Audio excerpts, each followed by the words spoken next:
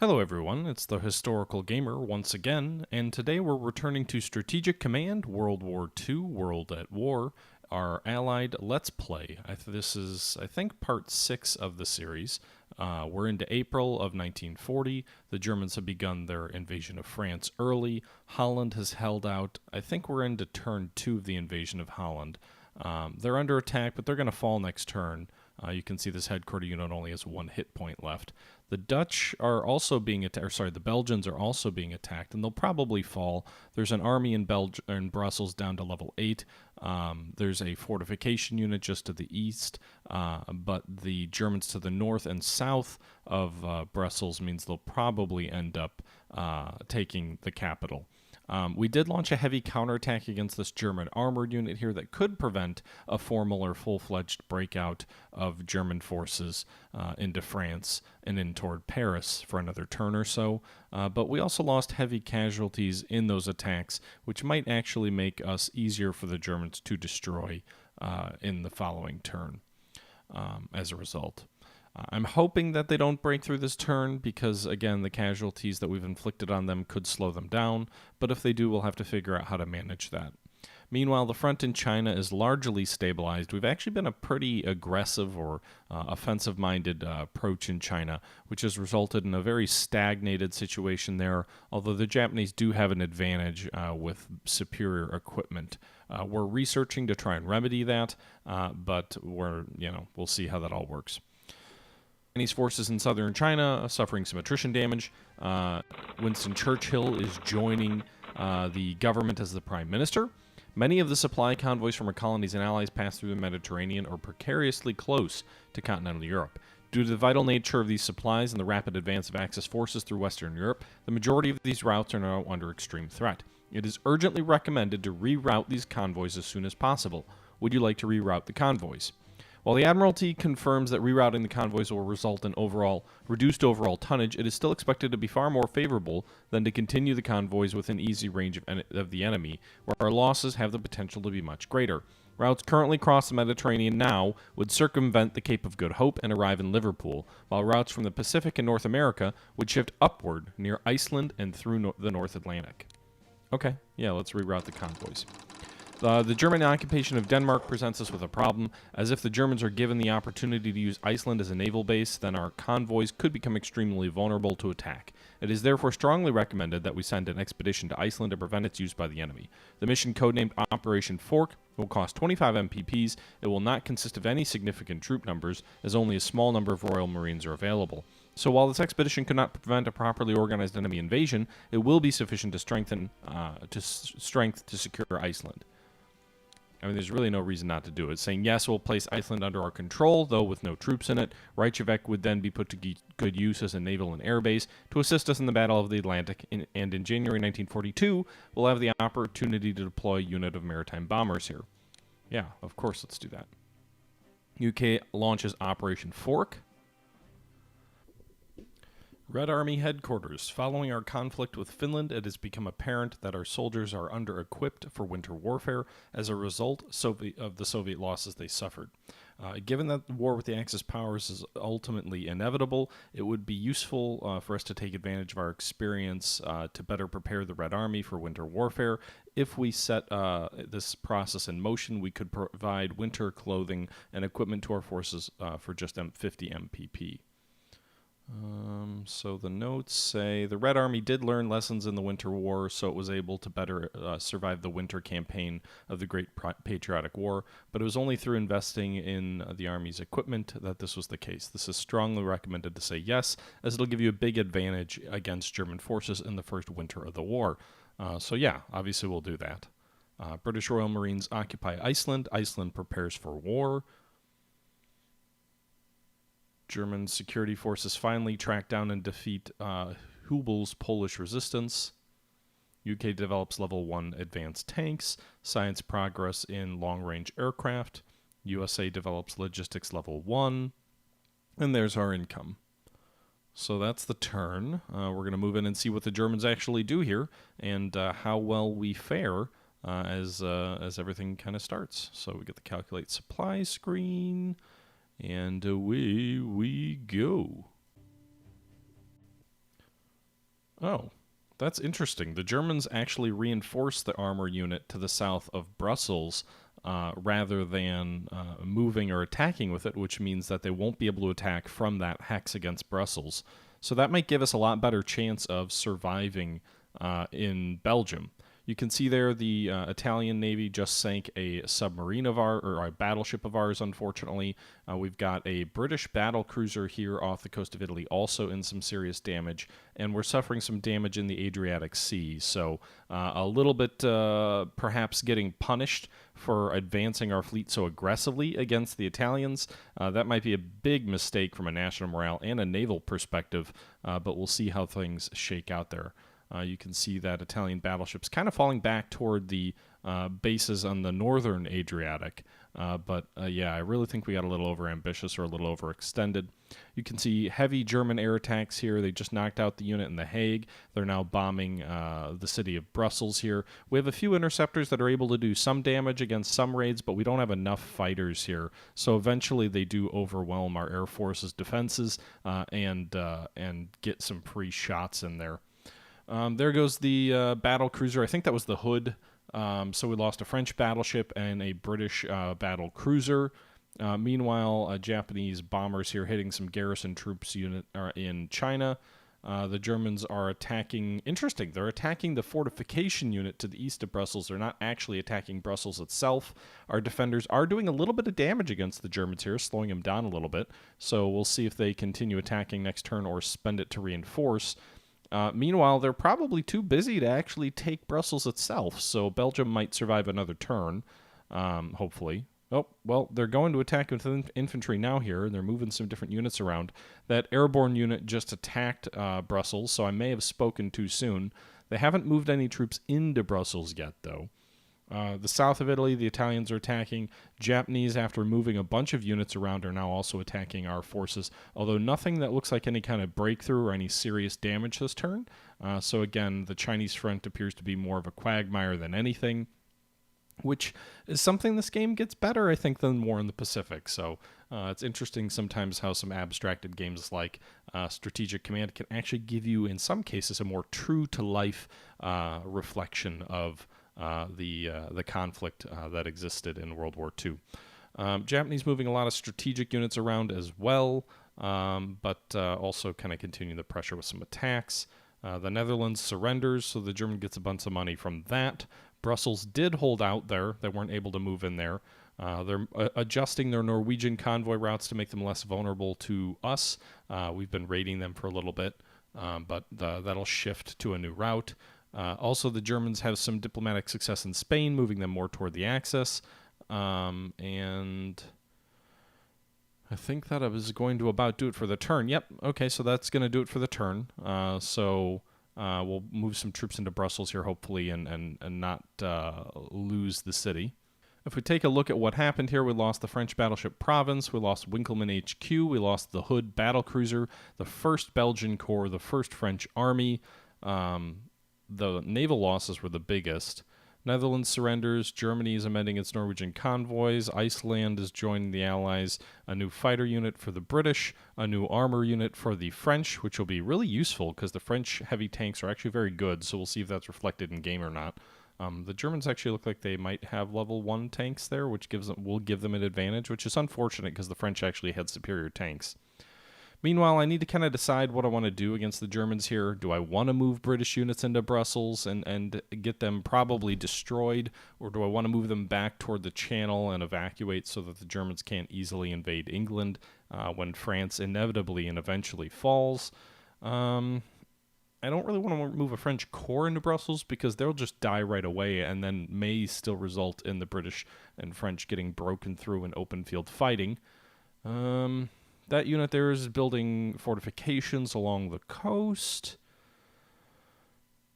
Not sure what I want to do. I guess I'll move the British into Brussels, and we'll just see what we can do here. I don't want to attack anything with them. We'll just let them dig in, and then we'll move a French corps up to their rear to secure their flank in the event that the Germans do attack around them.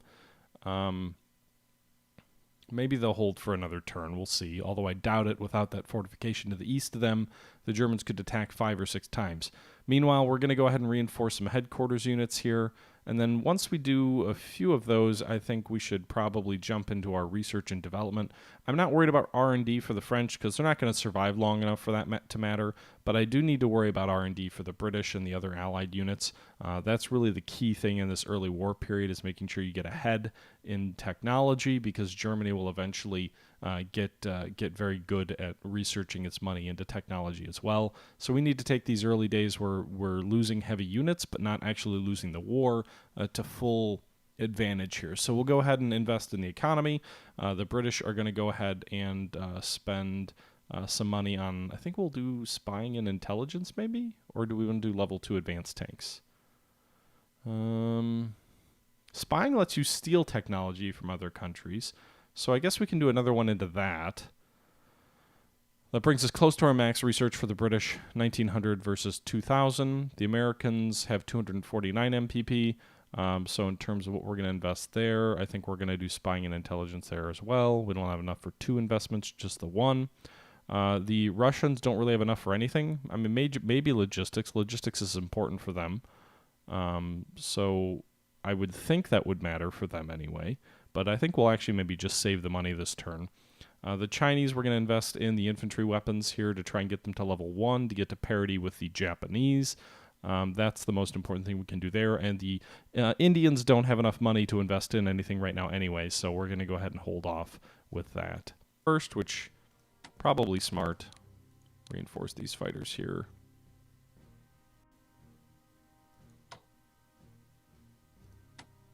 Okay, we'll move these guys into Lille.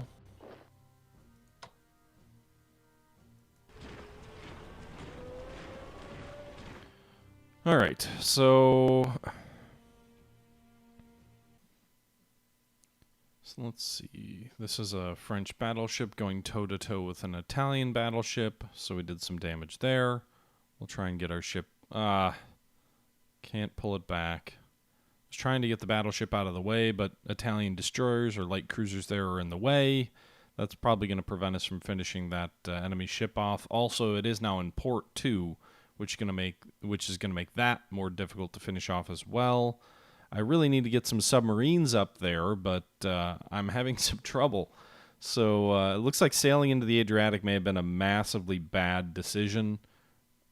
Oh, I can't attack with that sub? I must have already launched an attack with it. I didn't even keep track of that. I guess that's my mistake. All these Italian ships are in port. We can try and finish this Italian cruiser off here. We did some damage to that. Maybe we can move our carrier up here to finish it off.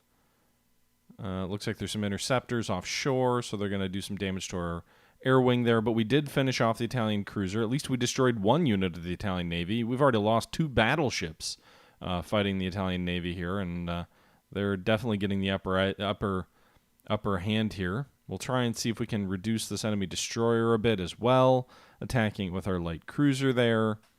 There's enemy submarines here that I can't do a whole lot against. Our own submarine can only reach a destroyer. That may not be a good idea to attack an enemy destroyer with a sub. Meanwhile, our French destroyers against these enemy subs actually lost more than they got against the enemy sub.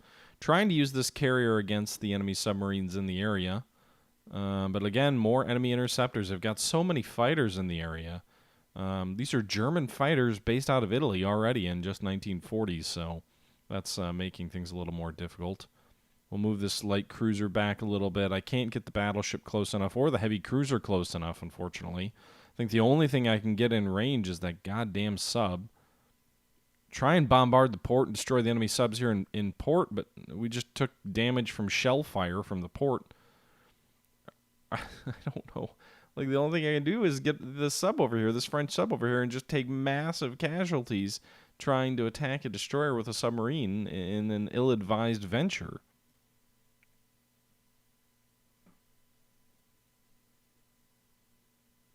Can we do a little bit to these goddamn subs?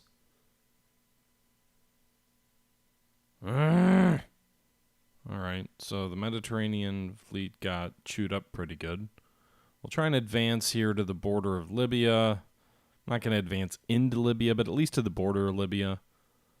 Meanwhile, in Ethiopia, we're going to launch the invasion here. We're going to take Eritrea. We'll attack this garrison unit. We'll overrun it. The capital of Eritrea will fall. So we'll get that. And then we'll move the rest of our forces into Abyssinia or Ethiopia here and work on advancing on Abyss Ada. I need to move my headquarter unit a little bit closer there. It probably can't provide adequate supply from where it is.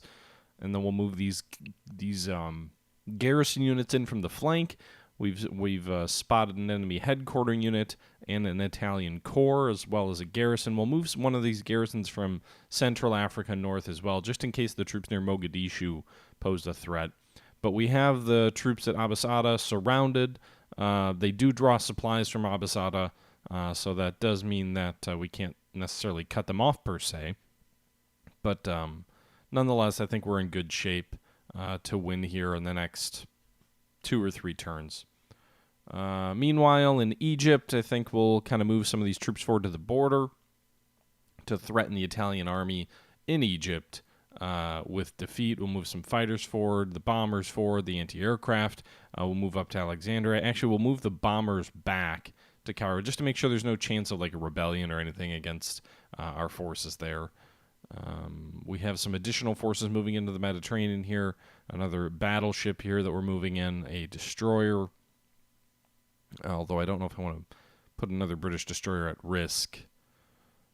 French destroyers or cruisers, sure. But British? I don't know.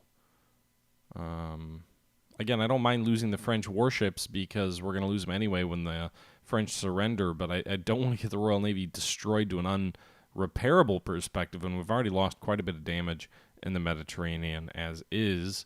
You can see the new convoy route, the little blue line for the Germans into Norway is much less exposed, but we will move our other destroyer here onto the route so we can intercept their convoys with surface vessels, and then we'll probably start needing to pull some of our other surface vessels back to the British coast before there's any likelihood of German aircraft kind of targeting them and destroying our fleet in the open seas. I'm trying to decide if we want to attack the Germans anywhere here to try and kind of spoiling attacks like we had last turn against that German armored unit. We could attack the German troops in Antwerp with the British unit at Brussels. That is something we could do.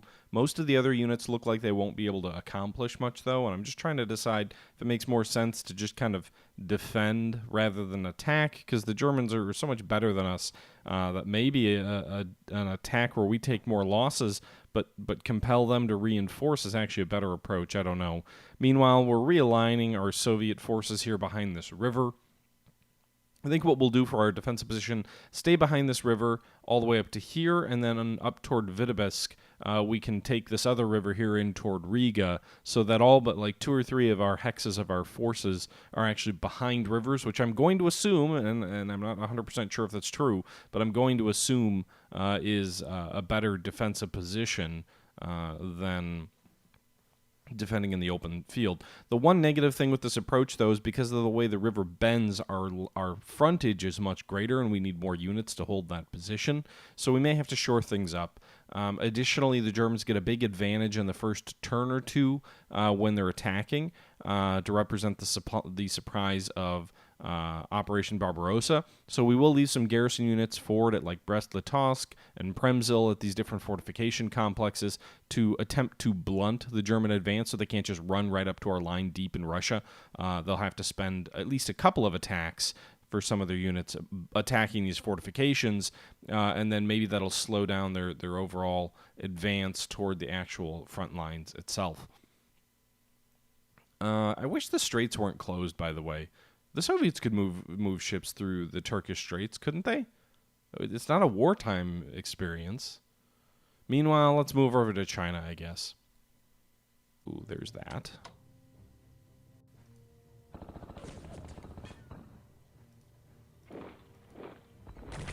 Damage to the Japanese at Pakoi. More damage to the Japanese at Pakoi.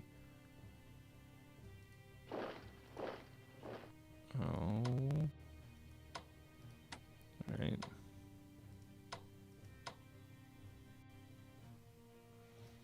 Amoy's a port. We're going to pull these guys back. Keep the troops at Canton on their toes by attacking them. Didn't actually do any damage against them, though. We'll reinforce the troops. Well, actually, is Kwailan the most pressing reinforcement spot?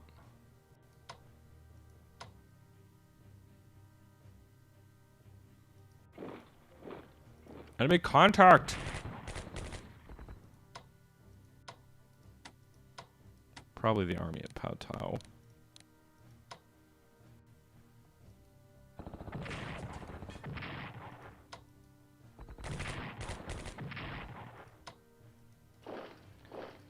Alright, so we'll reinforce these troops over here.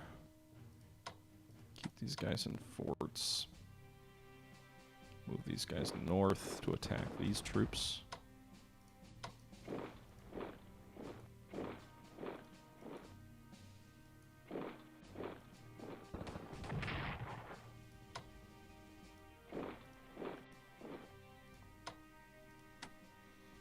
Okay, attack this army here. Swap these guys out and attack their marines here.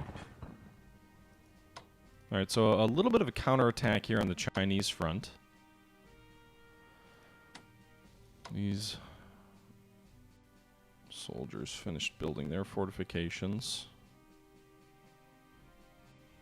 So move them here, maybe? Actually, move them here. Set their mode to fortify. We'll continue building that fortification line here to the east of Chengtao. So we did some damage to some Japanese troops here to the west of Singyon. We also are threatening a Japanese army here near Pao Tao. We'll see if they continue to attack or not. With a little bit of an over-ambitious advance. We also did some serious damage to a Japanese corps near Pakoi. So hopefully that matters. I'll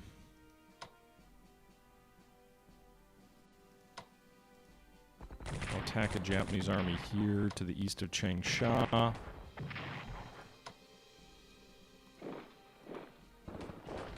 Nice. Well, we didn't kill him, but we drove him back